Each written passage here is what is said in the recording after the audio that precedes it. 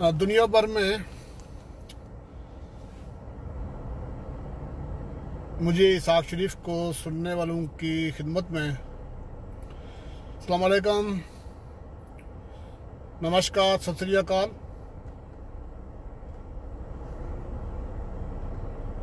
दोस्तों, थोड़ी देर पहले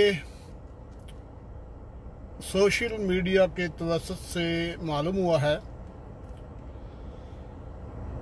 कि राजा तनवीर अहमद खान, जो रियासत जम्मू कश्मीर के फर्जंद हैं, बहुत बड़े राइटर हैं, रिसर्चर हैं, थिंक टैंक हैं, बहुत बड़े साफ़ी हैं,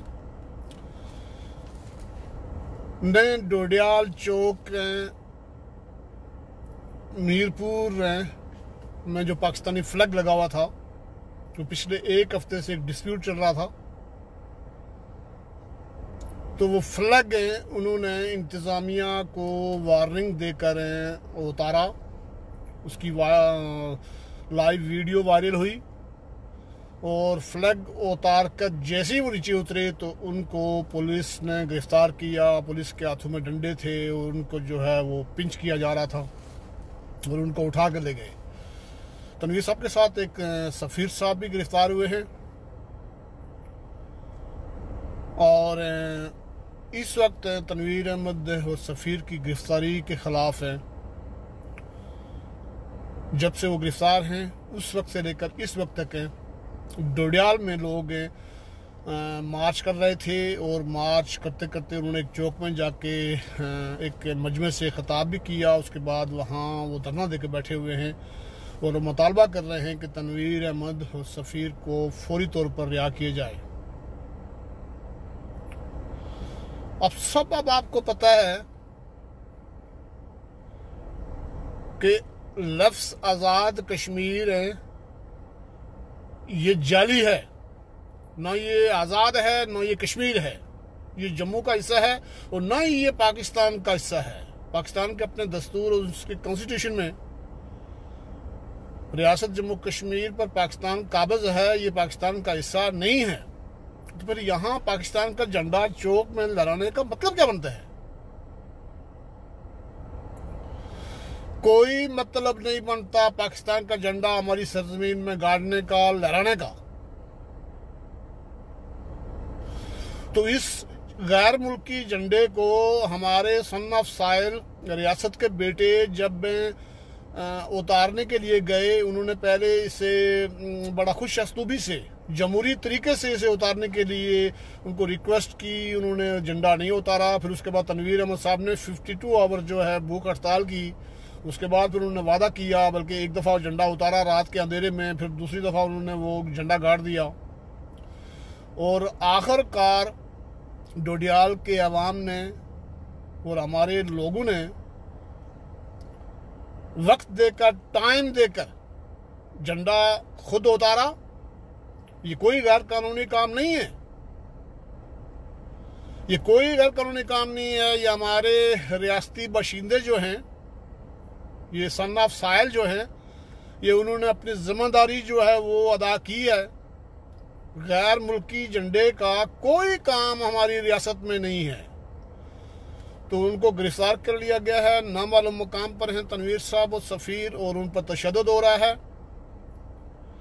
मैं पूरी दुनिया में बसने वाले आज़ाद कश्मीर के लोग, हम लोग तकरीबन 2.5 मिलियन लोग हैं जो दुनिया में रहते हैं, नौकरी करते हैं। ईस्ट वेस्ट यूरोप और अरब सारा हमारा भरा हुआ है और पूरी दुनिया में बसने वाले आज़ाद कश्मीर के लोगों से मैं गुजारिश करता हूँ, जम्मू के लोगों से गुजारिश करता हूँ, वादी कश्मीर के लोगों से गुजारिश करता हूँ, लद्दाख वालों से गुजारिश करता हूँ कि वो पाकिस्तान और उसकी कठपुतली जिसे आज़ाद कश्मीर कहा जाता है, वहाँ की इंतज़ामिया के ख़िलाफ़ सरापा एहतजाज हो, वो खड़े हो जाएं।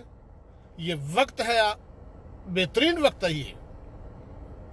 और हम लोगों ने पाकिस्तान के गैर कानूनी अमल को चैलेंज करना है। हमने पाकिस्तान के झंडू को पूरे आज़ाद कश्मीर से उतारना है। हमने पाकिस्तान की फ़ौज को यहाँ से निकालना है। हमने पाकिस्तान के जो सिविल अदारे हैं उनको यहाँ से निकालना है। और एक ख़ास बात मैं आप लोगों को बता दूँ, एक्सक्यूज़ मी, ये जो लफ्ज़ आज़ाद कश्मीर है, इस पर मैंने पहले इब्तिदा में मैंने कहा कि ये लफ्ज़ी फ़राड है, इसका कोई माना बनता ही नहीं है। ये रिकॉग्नाइज दुनिया में कहीं है ही नहीं, ना ही पाकिस्तान के किसी दस्तूर और कानून में है। ये जो आज़ाद कश्मीर है, दरअसल ये अयाशी का अड्डा है।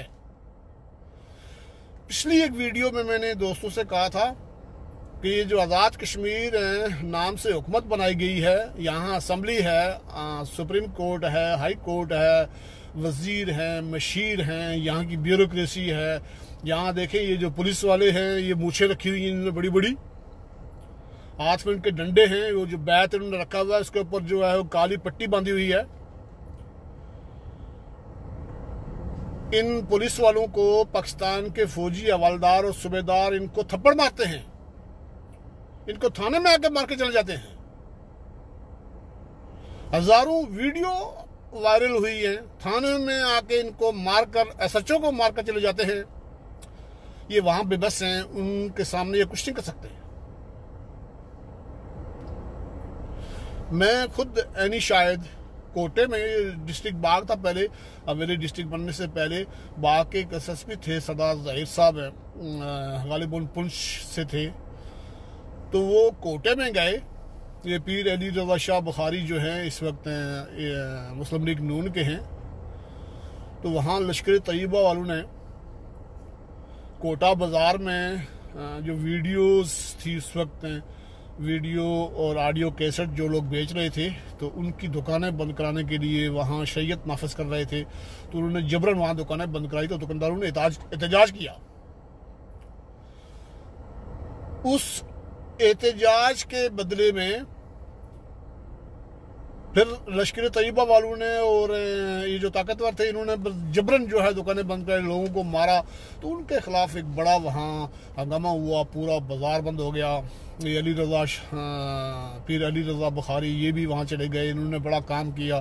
तो मैं बाग में था, तो मैं बाग सिटी से कोटा जाने के लिए उस वक्त तकरीबन 6-7 घंटे चाहिए थे। तो मैं जैसे ही कोटा पहुँचा तो मेरे से पहले सरदार ज़हीर को एक सूबेदार ने थप्पड़ मारा हुआ था और पुलिस की जितनी टीम थी ये बेबस थे, ये कुछ नहीं कर सकते थे। और ये इतने बेगैरत लोग हैं, मेरी जुबान से ये लफ्ज़ तो निकल गया, मैं सॉरी करता हूं आप लोगों से। ये इतने बेगैरत लोग हैं कि अगली बात सुनकर आप अंदाज़ा करेंगे कि मैंने ये लफ्ज़ से फिर भी कम बोला है। 3-4 पुलिस वालों को उन्होंने रोड पे घसीटा कि तुम लोग यहाँ इनको जो है सही ट्रीट नहीं कर रहे हो, एसपी को थप्पड़ मार दिया। तो मैं जैसे ही पहुंचा, तो मैं नाम तो नहीं लेता, ये बेगैरत मेरे कदमों में बैठ गए, मेरे कदमों में बैठ गए कि यहाँ कोई और नहीं बोलेगा, आप लोग ही वो हक पे बात करते हो और आप ही इनके खिलाफ बोलोगे। तो मैंने जब वहाँ एहतजाज शुरू किया, मैंने एक चौक में तकरीर करनी शुरू की। तो वैसे भी मुझे ये लोग मुफत्तन कहते हैं, सरकश कहते हैं। तो लोग बहुत सारे जमा हो गए। तो मैंने इनके लिए मुश्किलात खड़ी की, रात में वहाँ ही रहा। दूसरे दिन मैंने बड़ा हंगामा कर दिया वहाँ, और पूरा दिन वहाँ हंगामा चलता रहा। रात हुई तो जब वो घुटने टेकने में मजबूर हुए, तो ये डिस्ट्रिक्ट जो बाग था, यहाँ का जो एसएसपी था वो सरदार ज़हीर, और कोटे का जो एसएचओ था, तो इन बेगैरतों ने रात 2:30 बजे मुझे कोटा शहर से उठाया, पुलिस की गाड़ी में बैठाया और शहीद गला में 2:30 बजे मुझे अकेले जंगल में छोड़ के चले गए। अब आप अंदाजा करें, 2 दिन में इनके हक के लिए लड़ता रहा, अपनी जान हथेली पे रखकर। कोई शख्स नहीं बोल रहा था, अकेला मैं लड़ता रहा। और जब मैं वो घुटने टेकने पे मजबूर हुए, तो ये उल्लू के पट्टे, ये बेगैरत, ये पुलिस वाले जो वर्दियां डाली हुई हैं, ये जो बड़े दादागीर बने हुए हैं, ये कहते हैं कि जी हमें ऊपर से आर्डर है, हमने यहाँ कानून नाफिज करना है। कानून यहाँ है कौन सा? तो वो मैं अपनी बात कर रहा था कि इन्होंने मुझे वहाँ गिरफ्तार किया, और वहाँ से गिरफ्तार करके 2:30 बजे मुझे शहीद गला जंगल में तोली पीर के करीब छोड़ के ये भाग गए। मेरे पास पैसे भी नहीं थे, मेरे पास कोई हथियार भी नहीं है। तोलीपीर का जंगल बहुत वहाँ खतरा होता है, तो वहाँ से फिर जो है मुझे तो किसी चीज़ ने खाया नहीं, ना किसी ने मारा। तो आस्ता आस्ता मैं वहाँ से चलता चलता तकरीबन आगे 2 घंटे लगते हैं घर पहुँचने तक। फिर वो बारास्ता जो है ये चित्रा टोपी में अपने घर पहुँचा। इसी तरह मैं 1000 मिसालें और दे सकता हूँ।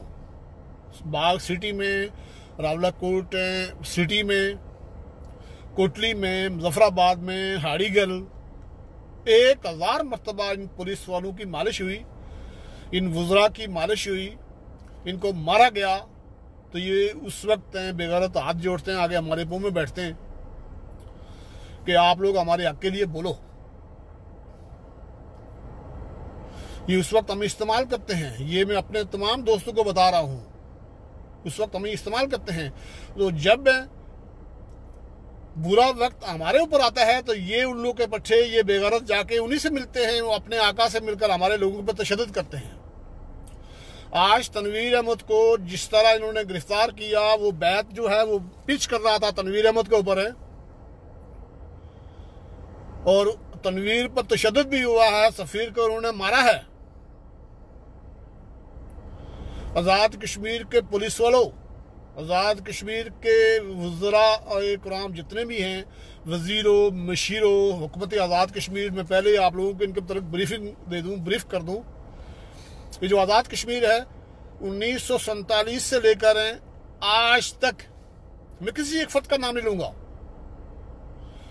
ये जो ईवान सदर है चे जाए के पलंदरी में था, या अब मुजफ्फराबाद में है, या वज़ीर आज़म हाउस है, मैं आपको जितने जो दोस्त मुझे सुन रहे हैं, मैं सबको एविडेंस दे सकता हूं। आप लोग यानी शायद भी हो कि इस ईवान सदर में, इस पीएम हाउस में, और ये जो वुज़रा बैठे हुए हैं, नाम ना आ दें, ये वुज़रा के ऑफिसों में यहाँ जो ब्यूरोक्रेसी बैठी हुई है, डिप्टी कमिश्नर है, तहसीलदार है, एसडीएम है, सचिव है, कौन सा ऑफिस है जिस ऑफिस में इन्होंने अपनी माँ बहन की इज्जत को तार तार नहीं किया? कौन? ये वज़ीर आज़म हाउस और ये जो प्रेसिडेंट हाउस है, ये जो सेक्रेटरीट है, वो कौन सा वजीर है, कौन सा सदर था, कौन सा वज़ीर आज़म ऐसा है जिसने अपने इस पीएम हाउस और प्रेसिडेंट हाउस में अपनी बच्ची से रेप नहीं किया?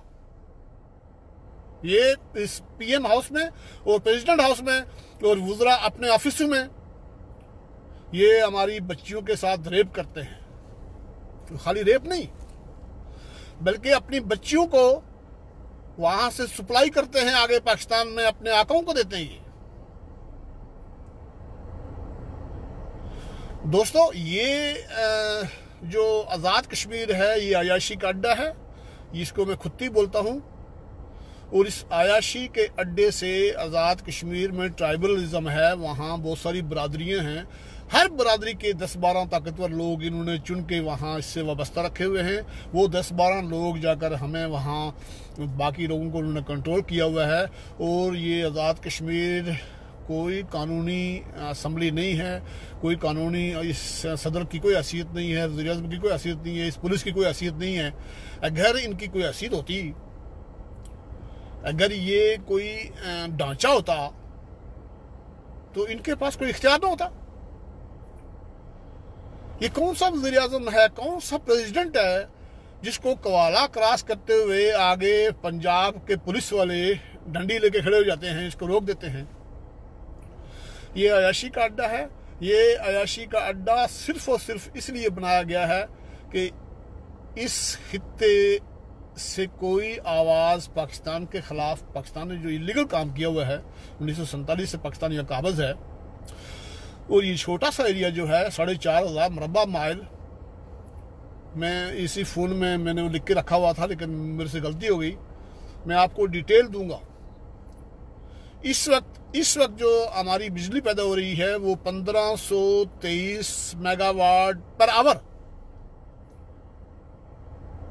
1523 मेगावाट बिजली पर आवर जो है यहाँ पैदा होती है। और तकरीबन 3600 मेगावाट बिजली जो है वो अगले 3 सालों में वो डैम तैयार हो जाएंगे। इस वक्त आज़ाद कश्मीर की जो जीडीपी है, आज़ाद कश्मीर हमारी जो कौमी इनकम है, हमारी कौमी इनकम इस वक्त 5,500 अरब रुपए है। 5,500 अरब रुपए हुकूमत पाकिस्तान की फौज है हमसे ये छीन कर लेके जाती है पाकिस्तान,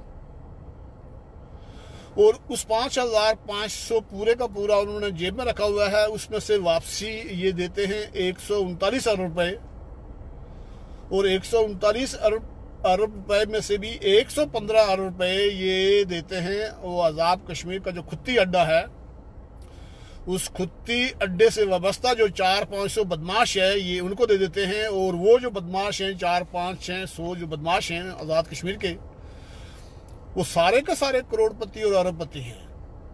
आप जितने लोग हैं 1947 से लेकर आज तक हैं, जो शख्स इस आज़ाद कश्मीर खुत्ती अड्डे से वाबस्ता रहा है, आप इनकी नस्लों को देखें। एक शख्स ने भी अगर 1 घंटा काम किया हो, 1 घंटा मेहनत की हो, इनकी चौथी नस्ल खा रही है। इनकी चौथी नस्ल खा रही है। तो सबसे पहले हमने अगर आवाज बुलंद करनी है तो सबसे पहले हमने इस खुत्ती अड्डा आज़ाद कश्मीर को बंद करना है। ये जो हमारे नुमाइंदे बने हुए हैं, जो अभी इलेक्शन शुरू होने वाले हैं ना, अगले साल हैं, बड़ी बड़ी कोटियां और मफलर लगाकर, कल परसों मैंने हाजी याकूब साहब का और उनकी बेटी का फोटो देखा कि एक बुढ़ी माई के पास बैठे हुए हैं वो, और उनका दुख दर्द जो है उनसे बांट रहे हैं, ले रहे हैं, हमदर्दी जिता रहे हैं। इलेक्शन शुरू होने वाले हैं, अब ये गर्म हो चुके हैं, ये बाजारों में पहुंच चुके हैं, घर घर जाएंगे।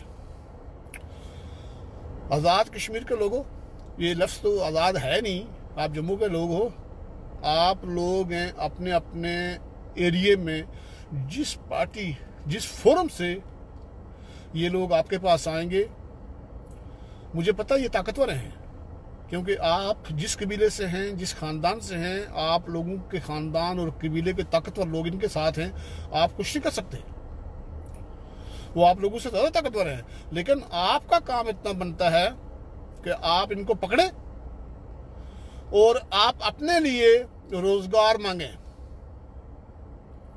आप अस्पताल मांगे, अपनी बच्चा आपका जो वहाँ ज़ेर तालीम है उसकी मेडिकल तालीम, उसकी इंजीनियरिंग तालीम, और यूनिवर्सिटीज़ जो है उसके कैंपस, यूनिवर्सिटी के कैंपस में तमाम सब्जेक्ट जो है आप अपने होम स्टेशन पर मांगे।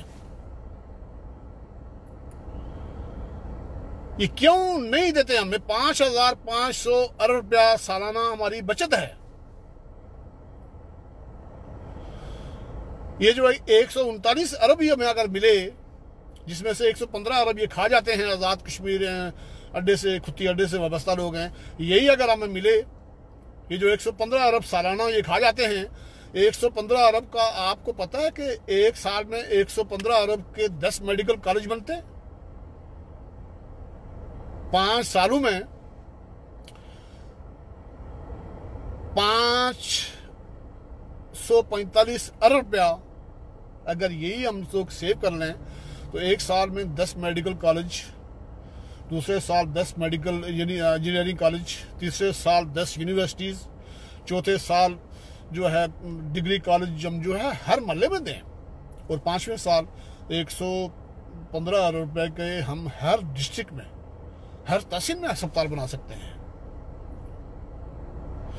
तो आप लोगों से गुजारिश है कि जो खुत्ती अड्डा है इसके खिलाफ खड़े हो जाएं, और वहाँ इन्होंने बड़ा उल्ट अंधेरा वहाँ छाया हुआ है, उल्ट उन्होंने जो हम पे मसलत किया हुआ है।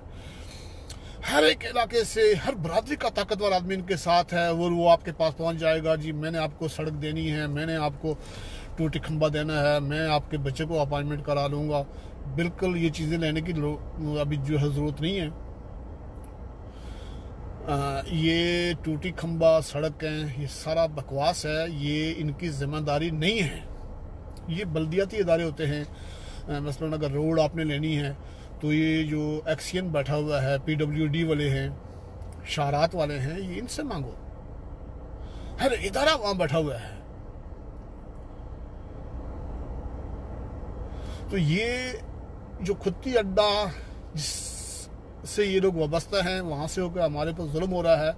और फिर मैंने जैसे पहले कहा कि कौन सा हमारा ये जो नामनाद वज़ीर-ए-आज़म और सदर है, वजीर है, जिसने हमारी बेटी से रैप नहीं किया हुआ है। आप मुझे एक आदमी बता दें। हाँ, एक सरदार कय्यूम है, उसके ऊपर मैं इल्ज़ाम नहीं देता, सरदार कय्यूम साहब हैं, पर ये इल्ज़ाम साबित कोई नहीं कर सकता उसने कभी किसी की माँ बहन बेटी। हाँ, दूसरे खालिद इब्राहिम साहब हैं, दो लोग, खालिद इब्राहिम साहब और सरदार कय्यूम। इन दो लोगों ने अपनी कौम की माँ बहन बेटी की इज्जत पर हमला नहीं किया। इनके लिए कोई मेरे पास प्रूफ नहीं है, ये सच्ची बात मैं आपको बता रहा हूं। खालिद इब्राहिम साहब और सरदार कय्यूम, ये दो लोग हैं जिन्होंने हमारी माँओं बहनों की इज्जत रखी। ये अलग बात के पॉलिटिक्स में ये कितने कामयाब थे, कितने नाकाम थे, लेकिन ये दो लोग हैं, इन्होंने अपनी इस तारीख में हमारी अपनी किसी माँ बहन बेटी का रैप नहीं किया। इनके पास, इनके खिलाफ कोई कंप्लेन ऐसी नहीं है, कोई ऐसा। बाकी मैं नाम अगर लूँ तो आप लोग नाराज हो जाएंगे। कौन सा वज़ीर-ए-आज़म यहाँ से गुजरा, कौन सा प्रेसिडेंट ऐसा गुजरा कि जिसने नौजवान स्कूल और कॉलेज की बच्ची से रैप नहीं किया? आप मेरी बात समझते हो? हर वज़ीर-ए-आज़म, हर प्रेसिडेंट, ये दो लोगों के अलावा, सरदार कय्यूम और सरदार खालिद इब्राहिम के अलावा, सारे के सारे लोग दागी हैं, सारे के सारे जानी हैं, सारे के सारे करप्ट लोग हैं।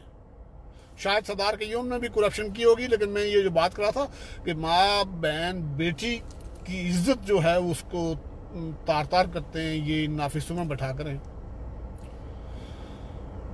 दोस्तों, हमारी क्या जिंदगी है? ऐसी जिंदगी से तो मर जाना चाहिए। तो ये जो आज़ाद कश्मीर है, हमें पहले इनके खिलाफ उठना होगा, हमने पहले इनका बंदोबस्त करना होगा। मुझे कभी हैरानगी होती है, मैं अभी थोड़ी देर पहले सुन रहा था, बट डोडियाल के उस चौक में तनवीर अहमद को आज़ाद कश्मीर कठपुतली इंतज़ामिया ने गिरफ्तार किया है। वहाँ जो थोड़ा बहुत निज़ाम है वो आज़ाद कश्मीर का है, उसके अलावा वहाँ एजेंसियाँ पाकिस्तान की हैं, पाकिस्तानी फ़ौज का कंट्रोल है। तो अरेस्ट उन्होंने किया है, झंडा पाकिस्तान का उतरा है। वहाँ खड़े होकर इंडिया के खिलाफ नारे मारते हो। आप लोगों का अक्ल काम करता है?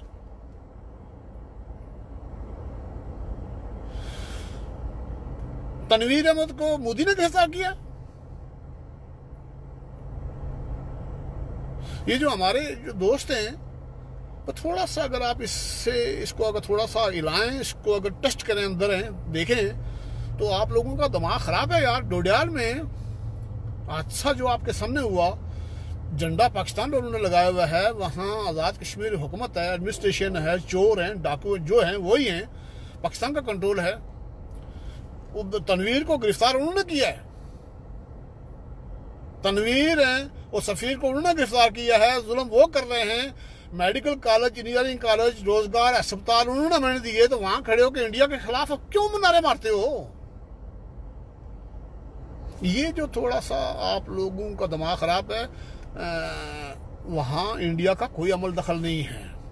हाँ, इंडिया के खिलाफ हैं, जो इंडिया के कब्जे में इलाके हैं, जो इंडिया का है, तो वो अपने इलाके में वो लोग तो खुश हैं, उनको तो दुनिया की हर चीज मिली हुई है।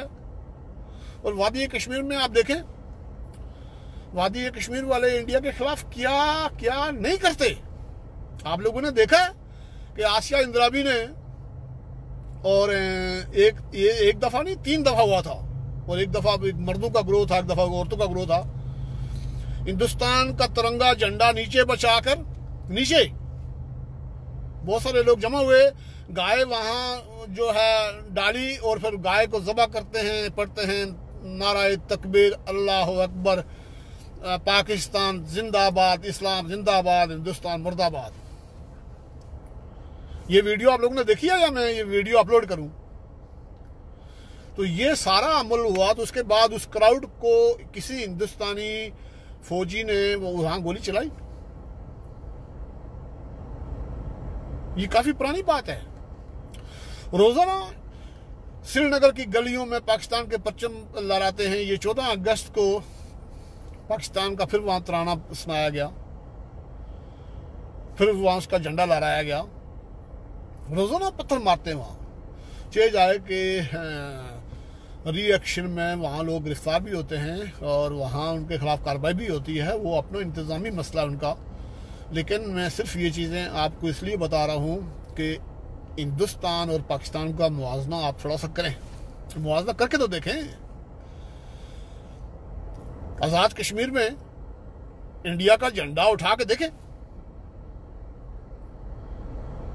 आज़ाद कश्मीर वालों एक्सक्यूज मी, अक़वाम मुत्तहिदा की करारदादों के मुताबिक, अक़वाम मुत्तहिदा की करारदाद के मुताबिक है, रियासत जम्मू कश्मीर पर इंडिया काबिज नहीं है, पाकिस्तान काबिज है।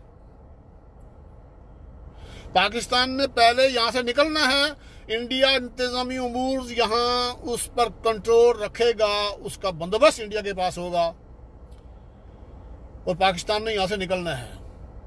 और अक़वाम मुत्तहिदा ने हमें 2 ऑप्शन दिए हुए हैं। रियासत के हर शहरी का हक है कि वो हिंदुस्तान को चूज करे, पाकिस्तान को चूज करे, लेकिन उसके लिए कंडीशन ये है कि पाकिस्तान पहले यहां से निकलेगा।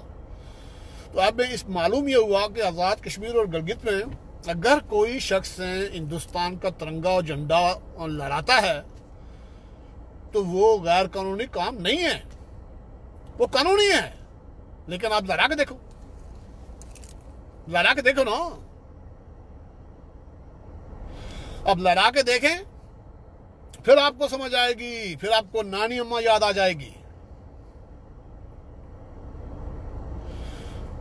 तो फिर मैं आप लोगों से गुजारिश करता हूं कि जो आज़ाद कश्मीर खुत्ती अड्डा, यहां आपकी और मेरी बहन बेटी से रैप होता है, ये आपके और मेरे जिस्म का खून चूसते हैं।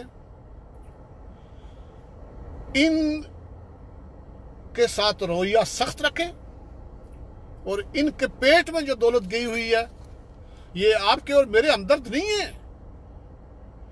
इनका पेट हमने फाड़ना है, यहां से हमने ये आराम सारा निकालना है। इनको माफी नहीं देनी हमने। सबसे बड़े मुजरम बिलखुसूस आज़ाद कश्मीर वाले। इस वक्त हमारे पास रोजगार नहीं है, हमारे पास हॉस्पिटल्स नहीं है, हमारे पास तालीमी इदारे नहीं हैं, हमारे पास सड़कें नहीं हैं। क्यों नहीं है? क्यों नहीं है? आप और मैं मांगते ही नहीं है। हमने ज्यादा से ज्यादा यही क्यों होगा कि ये मेरी बरादरी का है, ये मेरा नक है, ये मेरा कन है, ये मेरी इज्जत है। हम लोगों ने ये चीजें खुद नहीं मांगी और हम लोगों ने ये कंप्रोमाइज किया हुआ है। अगर आप लोगों को अपने उस खित्ते में रोजगार चाहिए,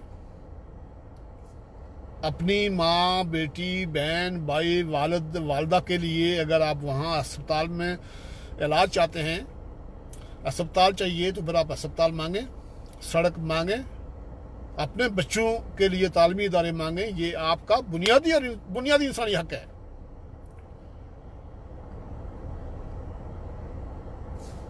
नहीं, क्यों नहीं? बिजली की लोड शेडिंग 15 घंटे से बिजली जो है रोजाना बंद होती है। 15 घंटे लोड शेडिंग।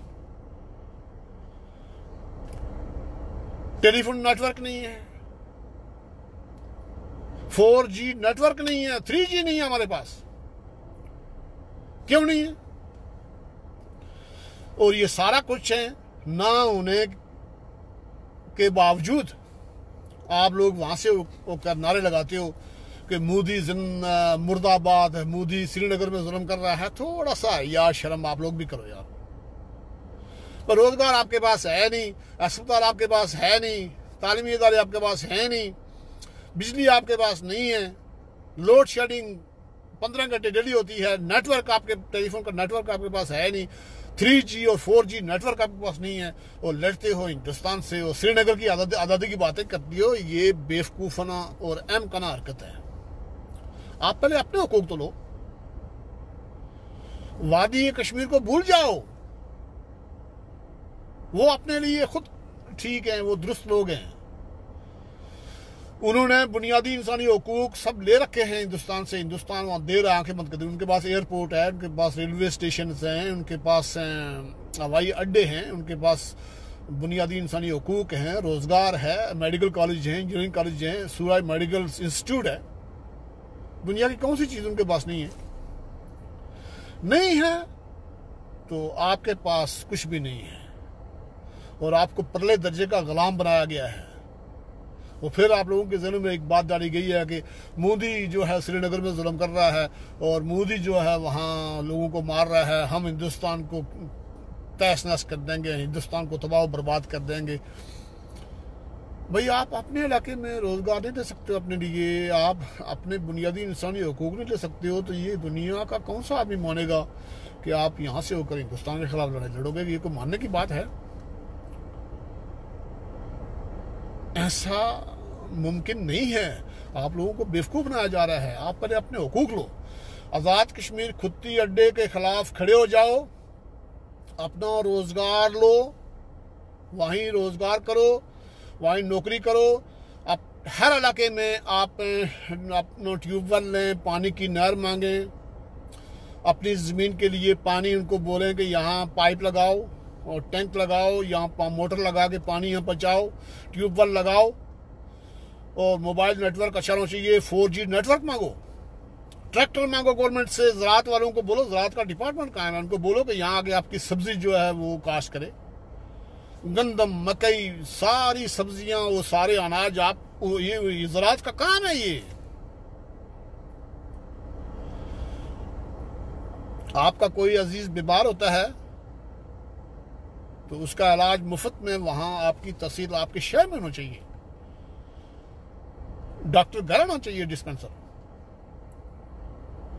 आपकी बेटी, आपकी बच्ची, आपकी बहन मेडिकल, इंजीनियरिंग, लॉ और अकाउंटिंग, फाइनेंस,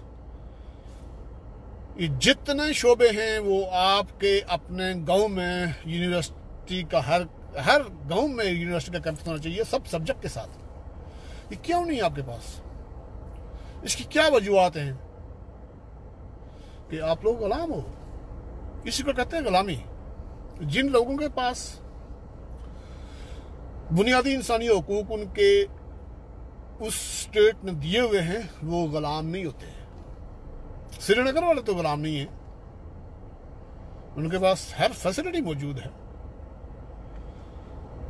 मैं आज उस टॉपिक पे बोलूंगा नहीं, लेकिन श्रीनगर में जो कुछ हो रहा है वो अलग, वो आपको पता है, वो बहुत बड़ा कारोबार है। उस कारोबार से हमारे लोग भी मुंसलिक हैं, लेकिन हमारे जो मुंसलिक हैं वो खामोश रहते हैं, वो बिल्कुल खामोश, वो बात नहीं करते, वो माल बना रहे हैं। आम आदमी हमारा यहाँ से किनारे मारता है, जी हम हिंदुस्तान में श्रीनगर को आज़ाद कराएंगे, पहले अपने हुकूक लो। ये जो मैं आखिरी बार फिर आपसे इल्तिजा करता हूँ कि आज़ाद कश्मीर खुदती अड्डे से वाबस्ता हर मेंबर के खिलाफ उठ के खड़े हो जाओ, इनका गला पकड़ो, इनको माफ़ी नहीं देनी है। यहीं से आपके और मेरे हुकूक रिलीज होंगे। यही असल मुजरिम है। अगर सही देखा जाए तो पाकिस्तान का कोई कसूर नहीं है, इंडिया का कोई कसूर है ही नहीं है। मुजरिम कौन सा है आपका और मेरा? मुजरिम ये जो आज़ाद कश्मीर खुदती अड्डा है, इससे वाबस्ता लोग मुजरिम हैं। और ये दूसरा अड्डा जो श्रीनगर में बना था 1947 में, जिसका सरबराह शेख अब्दुल्ला था, फिर आया बख्शी गुलाम अहमद, और उसके बाद फिर आया ख्वाजा गुलाम सादिक। ये असल मुजरिम है आपके और हमारे। पाकिस्तान को अभी आप थोड़ा दूर रखें। पहले पाकिस्तान का जो आलाकार सहूलतकार है, जो आपकी अपनी बरादरी का है, आपके अपने कबीले का है, आपके खानदान का है, पहले उसका गला पकड़ो, पहले उसको पकड़ो। असल मुजरिम वही है, वो आपके खानदान का नहीं है, वो आपके कबीले का नहीं है, वो तनख्वाहदार है, वो उसको अपने बच्चे खानदान उस समेत वो पिंडी में रहता है, वो लाहौर में रहता है, वो अरबपति है, वो करोड़पति है, उसके पास 10-10 गाड़ियां हैं। उसने तो आपको गुलाम रखना है। उसे तो अपने कबीले खानदान की गुफ्तगू करके आपको अपने नीचे लगाना है। पहले इनको पकड़ो। आज़ाद कश्मीर वालों, ये जो गुंडे हैं, खुती अड्डा इससे वाबस्ता कोई वजीर है, मशीर है, जिसने एक बार इलेक्शन लड़ा, जिसने 2 बार लड़ा, जिसने 3 बार लड़ा, कोई हारा या जीता, सारे के सारे ये मुजरम हैं। इनको पकड़ो। ये हराम खाते हैं। जो शख्स हैं किसी सिस्टम ढांचे में रहकर हैं, अगर वहां की बेटी और बहन की इज्जत नहीं करता, उससे मेरा और आपका कोई रिश्ता नहीं है। वो नासूर है, वो वाजिबुल कत्ल है। इसी पर मैं आप लोगों से इजाजत चाहता हूं। तनवीर अहमद हैं, तभी रिहा होगा, सफीर तभी रिहा होगा, और पाकिस्तान उसी वक्त उठना टेकेगा जब पाकिस्तान को इस आज़ाद कश्मीर खुती अड्डे से वाबस्ता कोई शख्स नहीं मिलेगा। आप लोग खुद लिंक बनाते हो पाकिस्तान के साथ, एक से एक वफादार बैठा हुआ है वहां, एक से एक वफादार बैठा हुआ है। एक जो है पाकिस्तान को जो रिप्रेजेंट करता है आज़ाद कश्मीर से, तो वो माल बना रहा है, खा रहा है। वो कोई अगर थोड़ी सी अपने हुकूक की बात करेगा तो पीछे 10 हरामी और को उसके खड़े हो जाते हैं। 10 हरामी और पीछे खड़े हो जाते हैं कि आका हम तैयार हैं आपके लिए। एक के ऊपर एक बैठा हुआ है, और यही लोग हैं आपकी और मेरी बहन बेटियों की इज्जत को तार तार करते हैं। जो शख्स हैं अपनी कौम की माँ बहन बेटी की इज्जत तार तार करता है, जो लोग अपने लोगों के खून जिस्म से खून चूसते हैं, उनसे हमारा कोई रिश्ता नहीं, कोई नाता नहीं। वो हमारे ख़ानदान के नहीं हैं, वो हमारे कबीले के नहीं हैं, वो मुसलमान भी नहीं है, वो इंसान भी नहीं है। उनसे ऐलान जंग कर दो, उनसे बगावत कर डालो। ये है असल काम। और जब ये काम करना हम शुरू करेंगे तो फिर कोई और तनवीर कल गिरफ्तार नहीं हो सकता, कोई कल यहाँ झंडा नहीं गाड़ सकता। ये झंडों का मकसद क्या है? यहाँ हमारे हुकूक की तरह तुम यहाँ के झंडे लगाते हो। तो इसी पर मैं आप लोगों से इजाजत चाहता हूँ, मुझे इजाजत दें। और ये जो पाकिस्तान के जो एजेंट हैं, तनख्वाहदार, आज़ाद कश्मीर में इनके रास्ते बंद करो। बहुत शुक्रिया।